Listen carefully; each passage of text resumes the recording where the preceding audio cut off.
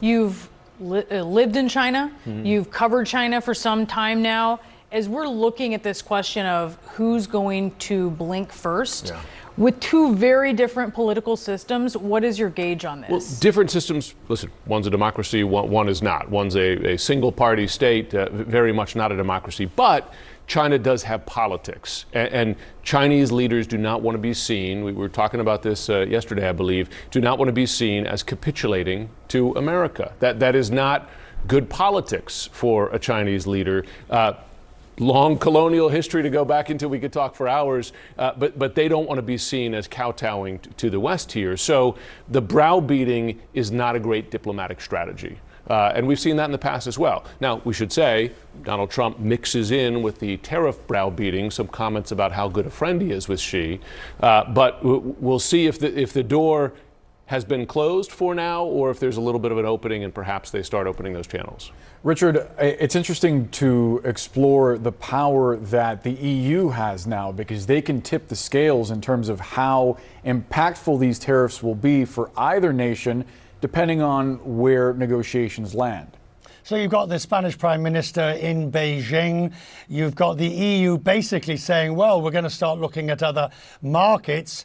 I think this will most certainly give a huge boost to China-EU relations to try and complete some form of trade agreement, because everybody is now wanting to circumnavigate the United States. Now, you can't up to a point.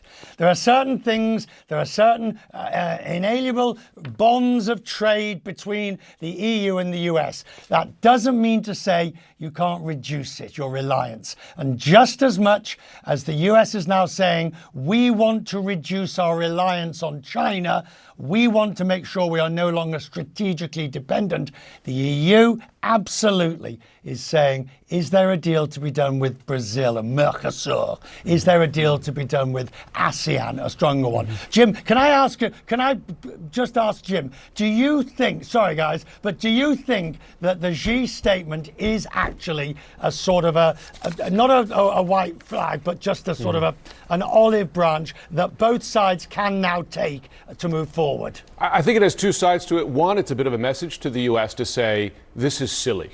This is getting silly. We're not going to play this game of chicken.